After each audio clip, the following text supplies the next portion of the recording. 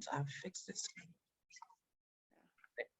I want to say thank you so much to Megan and Mary for organizing this and promoting it across campus. I really appreciate it. You know, Education Week is a very, very busy time, but I can see the light at the end of the tunnel. So I want to say thank you all so much for the support. My name is Kenyatta Spiller, and I am the recruiter for the Peace Corps for the state of Alabama. I'm originally from Montgomery, Alabama, and I actually graduated from Alabama State University. And I joined the Peace Corps after graduate school. I served in Botswana and Zambia, Africa from 2015 to 2018. And then I came straight from Zambia to Birmingham, Alabama, where I am right now, and I started recruitment. So actually last month makes 3 years that I have been recruiting with the Peace Corps. So in Botswana, I was a community and economic development volunteer, and I worked with a government office and an international NGO to work with people who were living with HIV and AIDS. And I absolutely loved what I was doing in the Peace Corps for my first 27 months that I decided to extend and move to Zambia, where I served as a response volunteer, teaching teachers comprehensive sexuality education and how to talk about sex and sexuality as it pertains to HIV and AIDS in the classroom. Okay. Before we get into the meat of the presentation, I want to give you some background on Peace Corps, who we are and what we do and where we serve. Our volunteers focus on 3 goals during their 27-month commitment to serve. The first is to train men and women in technical skills in one of our 6 sectors, and I will show you the 6 sectors in just a moment. The second goal is that you share your unique experience as Americans with your host community. And there are 1,000,001 different ways you can do this. I chose to bring my favorite movies and music and artwork and family recipes and photos to share with my host families, both in Botswana and Zambia. And then the final goal, and you will do this for the rest of your life as a returned Peace Corps volunteer, is you share your experience as a returned Peace Corps volunteer with other Americans, okay?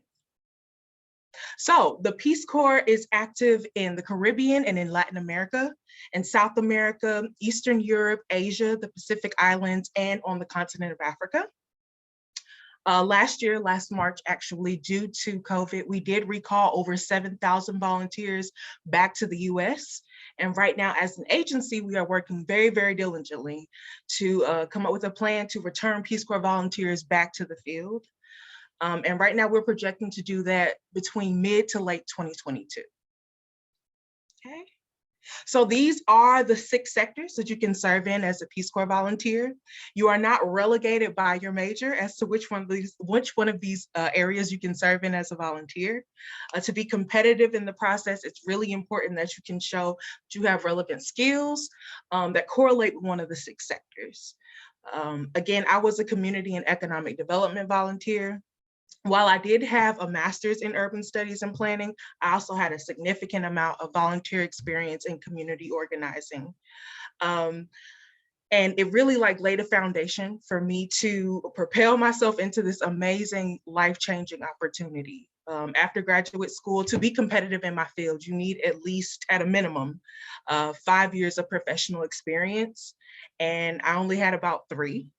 And so the Peace Corps was the perfect opportunity for me to not only serve and give back to a community, but to also put the theory that I mastered in the classroom into practice. So I was literally doing community organizing and community development work, I would say at the latest 6 months in country, which was phenomenal for me.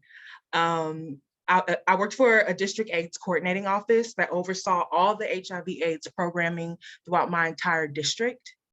And so as a Peace Corps volunteer, I got to go to these events and collect data. We wanted to know who was being targeted with what messaging. And so we would collect the data and stratify it by gender and age group.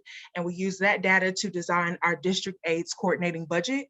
So I got to see how money came down from the Botswana government to all these localities in my community that were doing outreach. The other entity I was partnered with was Hope Worldwide Botswana.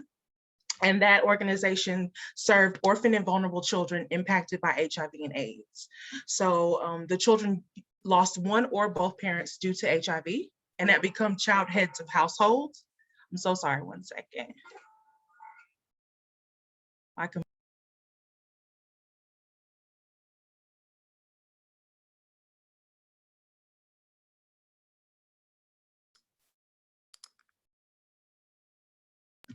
I'm so sorry about that, you all. My computer tried to shut down on me.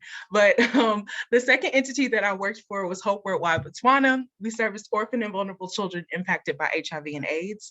So our children have lost one or both parents due to the virus and have become child heads of household. And so as a Peace Corps volunteer, I helped to design a database so we could track our outreach. I also helped with grant research so we could get additional funding to do additional initiatives and projects. And then because of my knowledge of the drivers of HIV and AIDS in our particular community, I was able to help facilitate conversations around gender-based violence, alcohol and substance abuse, mother-to-child transmission, and correct and consistent condom use. You will have your primary role in one of these 6 sectors in your host community, but the Peace Corps also affords you opportunities to be trained in additional curriculums. So I knew coming into the Peace Corps, I'm very passionate about gender equity and women's empowerment work. And so when I was offered the opportunity to be trained in GLOW, which stands for Girls Leading Our World, I snatched the opportunity. In essence, GLOW is a youth and empowerment program for adolescent girls and young women. And because I was familiar with the data and I knew that young women in my community were at significantly high risk of contracting HIV, I collaborated with different influencers and stakeholders in my community to create spaces where we can talk about body positivity and gender equity and empowerment work, self-esteem and goal setting. And the young women who graduated from the GLOW programming that I was a part of would go back to their schools and start peer mentoring programs. So of all the work that I did throughout my entire time in the Peace Corps, I am most proud of my GLOW work. I met some of the most amazing and most resilient young women and spirits you will ever meet in this life. And I'm still in contact with some of them to this day. I'm gonna pause really quick and make sure we don't have any questions in the chat. Okay, and I've also dropped my contact information in the chat as well. It'll be at the end of the presentation, but you have that there in the chat as well. Okay, so the benefits during service. Peace Corps volunteers do earn a living stipend. You are paid in local currency. My living stipend in Botswana was the equivalent of about 300 USD. But the Peace Corps did cover my housing, my health insurance. I was awarded a deferment for my student loans, so I didn't have to worry about paying on my student loans as long as I was in service. And so the only bills I really had in my household were transportation to and from work and then my groceries for the week. So I was actually able to save the bulk of my living stipend and kind of supplement it with money that I earned before I left the States. And I leveraged my 48 vacation days around my ongoing projects in my community. And so you can leverage those days however you choose. I'm from a military family, so I was used to being away from my family for extended amounts of time. So my first 2 years in service, I did not come back to the US. I traveled not only within Botswana, but sub-Saharan Africa and trying to see as much of it as I possibly could. I also served with other volunteers who decided to come back to the US to be in weddings and meet new nieces and nephews. But we also had some volunteers whose families came and visited us while we were in service. So you can leverage that time as you choose.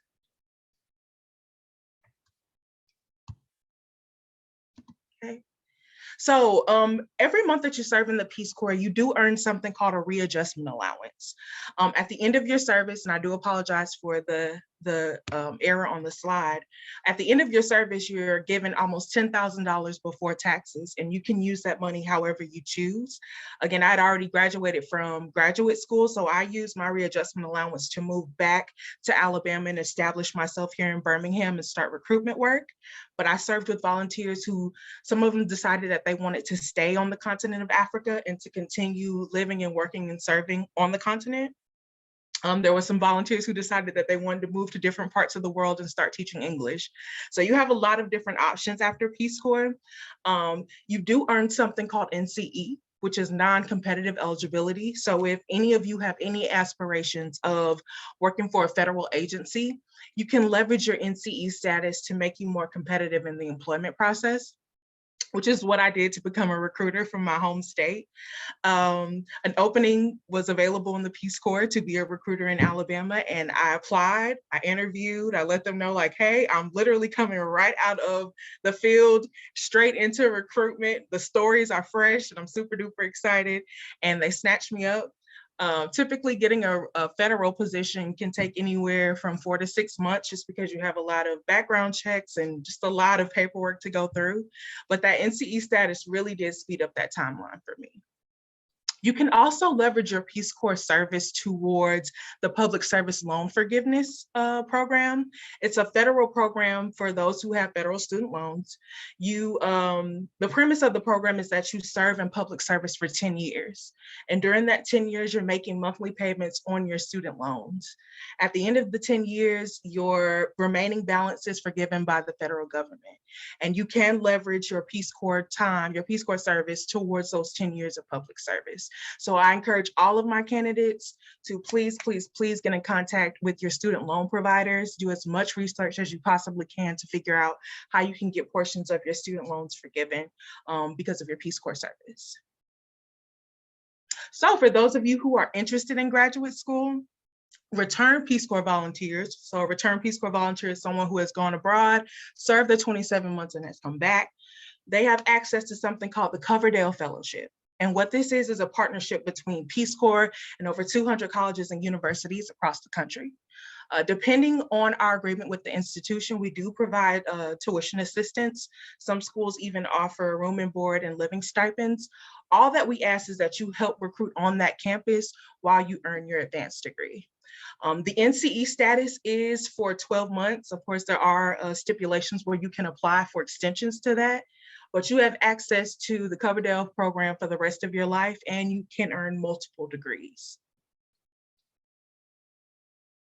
So for someone who is interested in the Peace Corps, I strongly encourage you to please, please, please, please, please do your research. And that looks different for every candidate that I speak with and work with throughout the application process.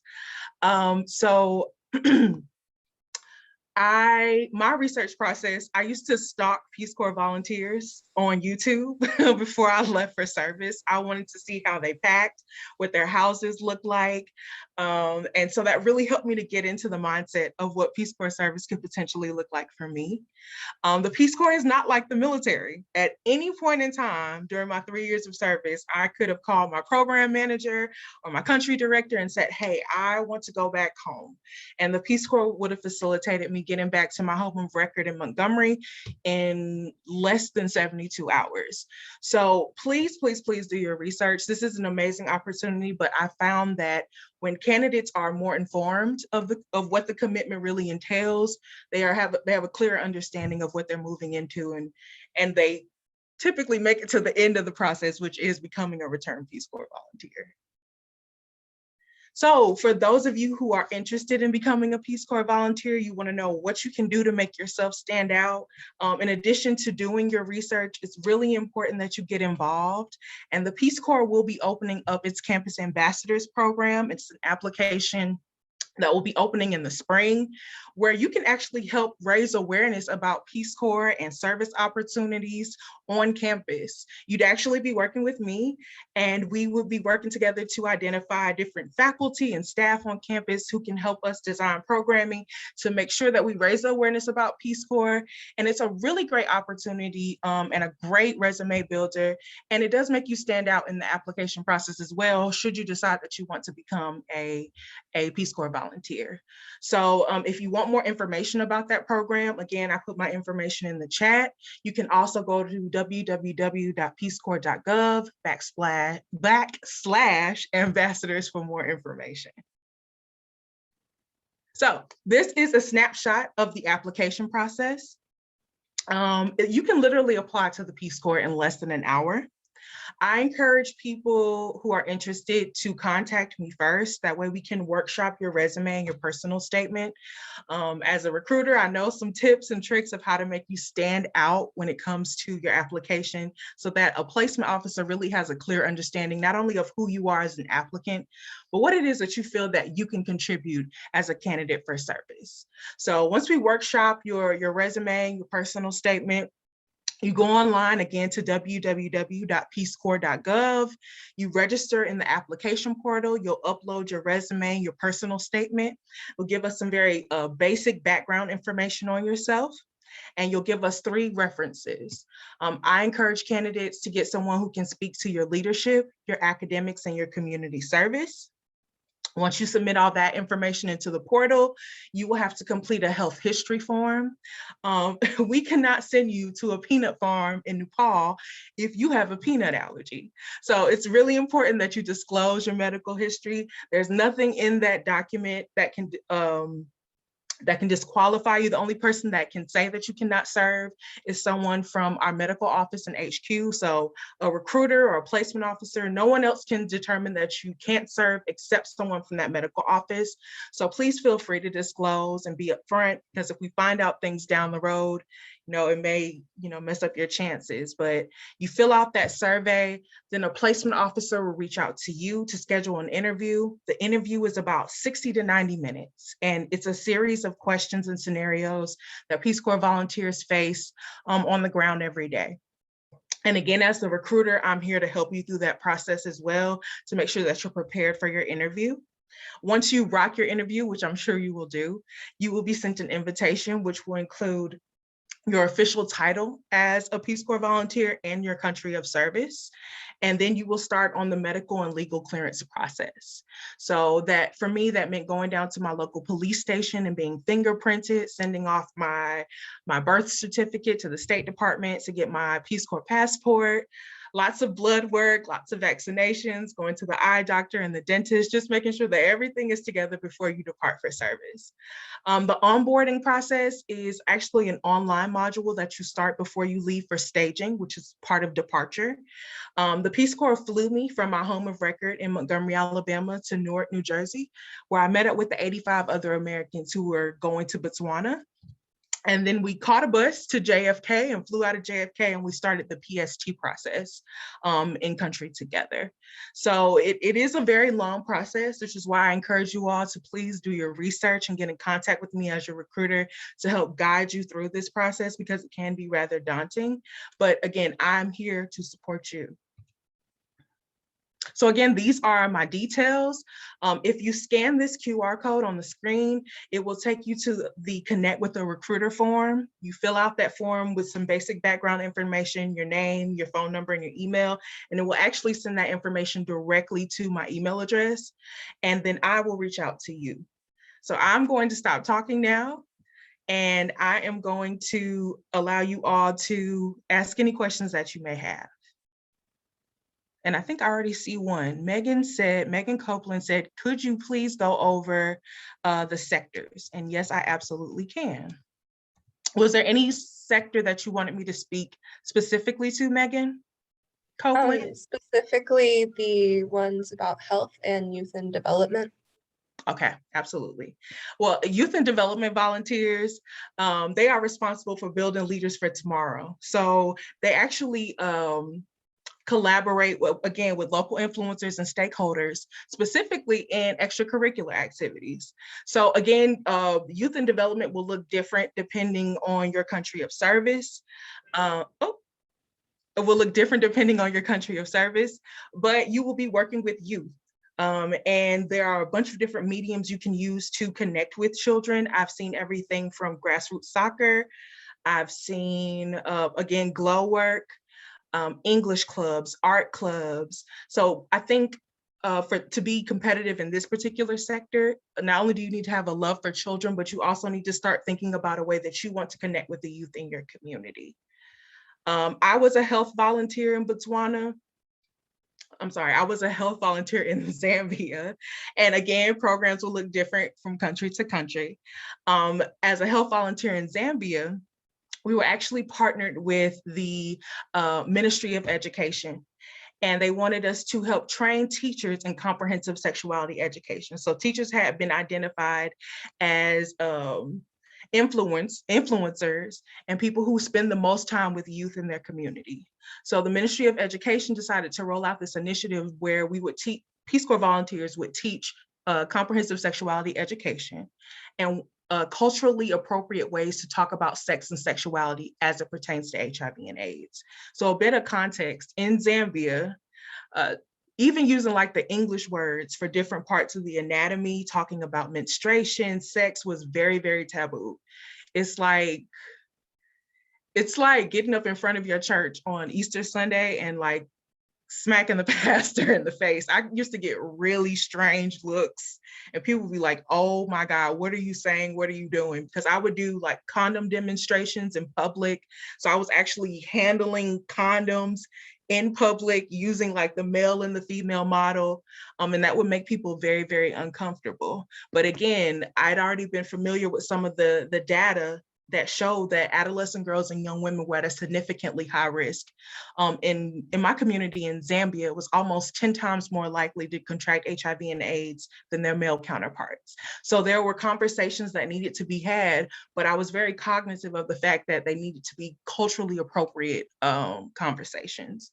So I would host CSE teachers trainings. I had 22 schools in my village in Chingola, Zambia, and the schools were divided up by zones.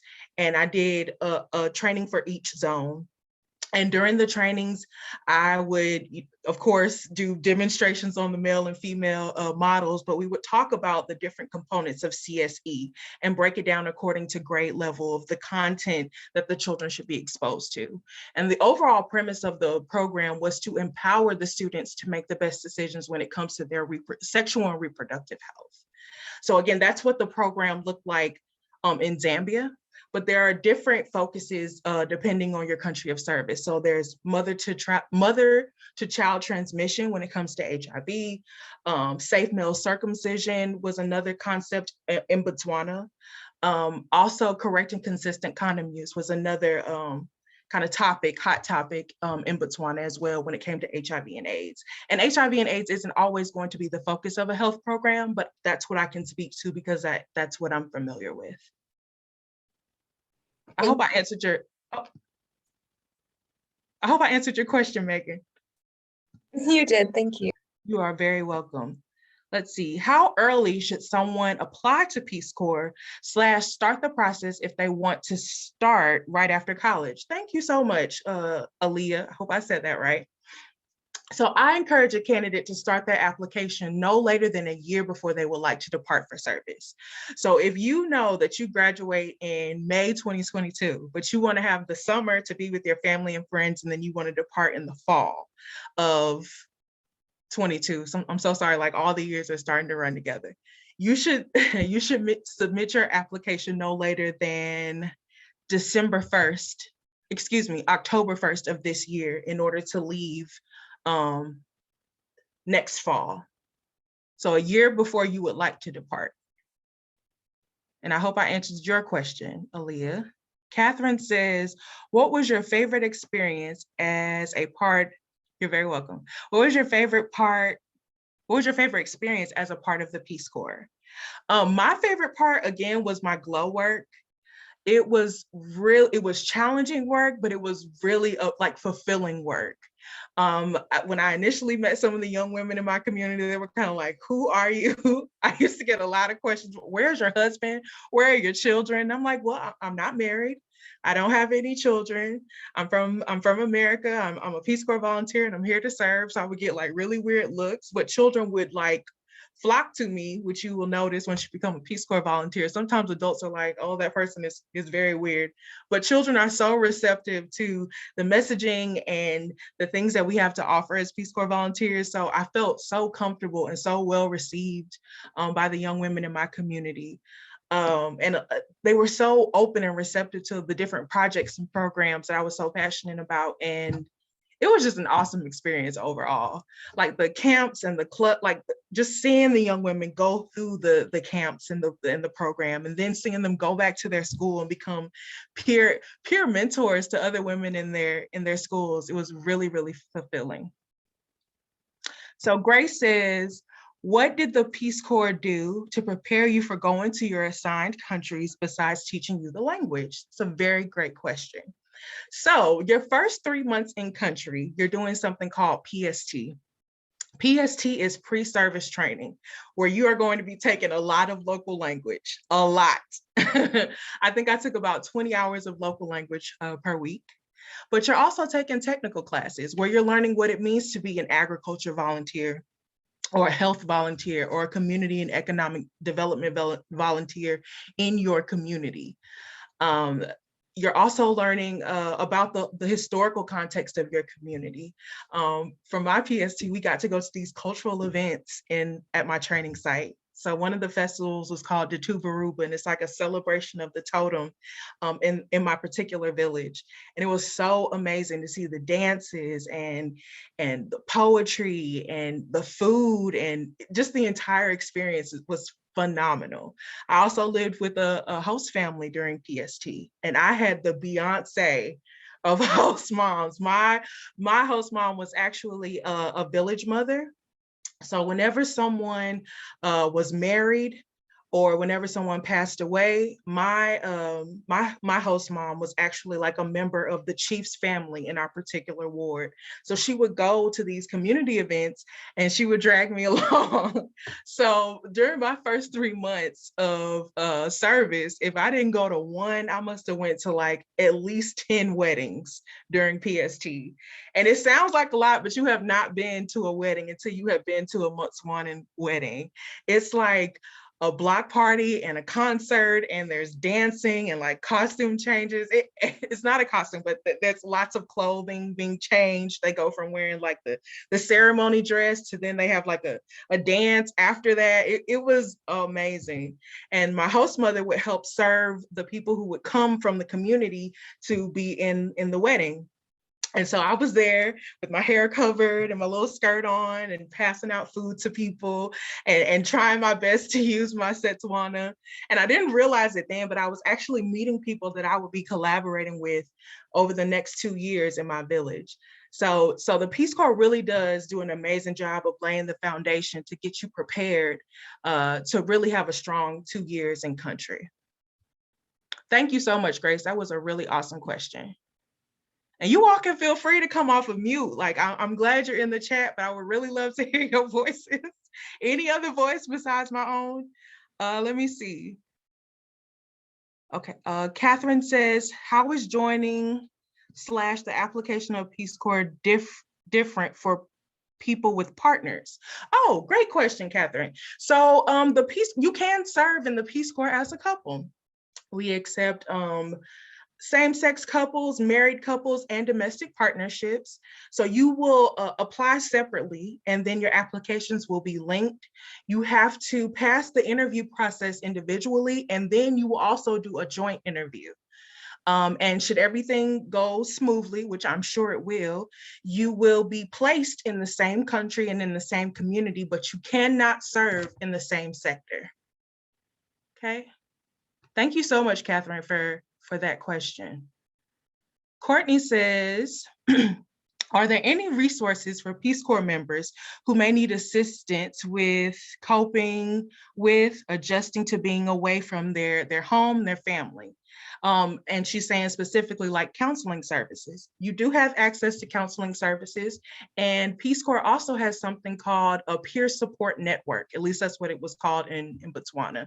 So it's actually a network of fellow Peace Corps volunteers.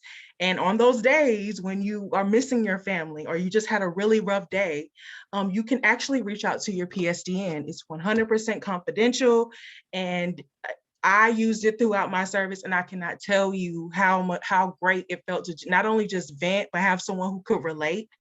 One thing I did notice being away from, it wasn't hard for me to be away from my family, but serving with other volunteers who did have an issue coping with it, sometimes reaching out to family back home, they couldn't really relate to the issues that we were facing being so far away from home. You have some really unique experiences being a Peace Corps volunteer, and you can try to explain it to family and friends back home, and they can do their best to try and understand. But for me, I felt more understood and more heard when I reached out to my PSDN.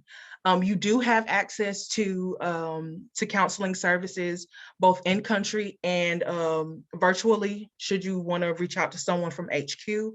So it's really up to you how you would like to access those services. That was a good question, Courtney, because that really is hard for some people. And a quick tip that I will also offer, if you're thinking about this, is to go ahead and start thinking about how you want to stay in contact with family. What is it, do you want to talk to family once a week? Do you want to do it once a month? Who do you want to talk to? What apps do you want to use? And go ahead and start thinking about that now so that you can kind of start coordinating with your family. What I decided to do was to bring my personal statement from my application. So on those days when I was really like, what am I doing here and why am I doing this? I had my personal statement to kind of look at and kind of remind me of why I was doing this. I also had one of my closest friends here in the States. I was like, look, I'm taking this leap of faith, and I kind of already knew there might be some days that might be a little bit shaky. Remind me of why I'm doing this. And when I reached out to her once I was in service and she kind of lit a fire under me, I was kind of able to push through, because there will be days like that. And I love to see candidates who are kind of already thinking about that and are kind of trying to figure out ways to maneuver that ahead of time. So thank you, Courtney. Aaliyah, and again, I hope I'm saying that correctly. You're very welcome, Courtney. Aaliyah says, how well do you have to know the language of your country? So before I could leave my training site during PST, I did have to reach, I forget the level, it's been a while, not that long, but it has been a while. There is a certain proficiency that you have to reach. And if you don't reach that proficiency by the time swearing in comes around, you have to actually stay back an additional week to work on Setswana. Now, this is specific to Botswana. Other countries may do it differently. I know before swearing in, because we did tests regularly. If you didn't, we were always being tested and seeing like where our levels were. And so if you took the test and you were advancing, you were moved to a different group. If you were kind of falling behind a bit, the language facilitators will move you into a different group so that you were in the same group with people who were kind of at the same level as you. Because I cannot tell you how frustrating it is to be kind of catching onto it a little bit slower and everyone else around you is kind of picking it up really quick. But I felt really, really comfortable working with the, we call them LCFs, language and culture facilitators. They were so patient and so amazing to help us really like get down Setswana and really be able to be conversational. I can remember going to the market and like negotiating for fabric in Setswana. We would always take like little trips and go different little places and try to use conversational Setswana, which really made a difference. But you have a lot of support there. And if you need additional help, I promise you there are people there who are more than willing to step up. And again, it may vary from country to country, but you can also get additional money for a tutor in your living stipend in Botswana. So thank you so much for that, Aaliyah. I'm just triple checking to make sure I didn't skip over anyone's questions. Again, you all can feel free to come off of mute if you want to. Okay. Well, if there aren't any more questions, I wanted to personally say thank you again to Megan and to Mary for supporting this event and advertising it. Thank you all for coming tonight. There's also a panel on Thursday, November 18th at 6. It's going to be in BB Comer in 109. You all, please, please, please come out. Megan, I'm sure, has a phenomenal panel of RPCVs who are going to be able to share their stories. I hate that I can't be there with you in person, but I know you're going to be phenomenal. And again, consider the Campus Ambassadors Program. It's an amazing opportunity. Again, if you're not sure if you want to be a Peace Corps volunteer, you can help raise awareness about this amazing opportunity to your fellow classmates. And maybe you could inspire somebody to become a Peace Corps volunteer. So I look forward to hearing from you all. And again, let me go back to this last slide. You can feel free to scan the QR code if you would like. and you can send your information directly to my email address. But there is my email and my phone number, and I'm Kenyatta Spiller again. And thank you all so much. And I'm gonna be quiet just in case Megan or Mary has anything else they want to add. Thanks, Kenyatta. I could just add that the panel on Thursday, I'm expecting 5 returned Peace Corps volunteers, and they served in North Macedonia, which is north of Greece, the Gambia, which is in West Africa, Guyana, which is where I was in South America, and Mongolia, which is between Russia and China. So everybody kind of signs up for a similar experience, and then everybody has a totally different experience. Absolutely. So yeah, you can bring some of your questions to hear a variety of responses, and we'd like to see you there. Absolutely.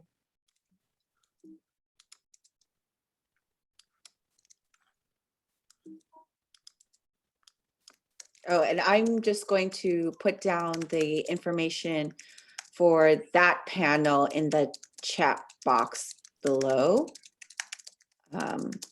Yes, it'll be this Thursday, November 18th, here in BB Comer in 109 at 6 p.m. Here. Okay, and also we'll be sharing this recording and uploading it to our YouTube channel, and then making it available. So if your friends were interested and weren't able to go, we'll send you that link. Okay. Thank you all so much, and I hope you all have an amazing evening, and stay healthy and stay safe. Thank you again, Kenyatta. Thank you. Thank you, Megan. Bye. Thank you.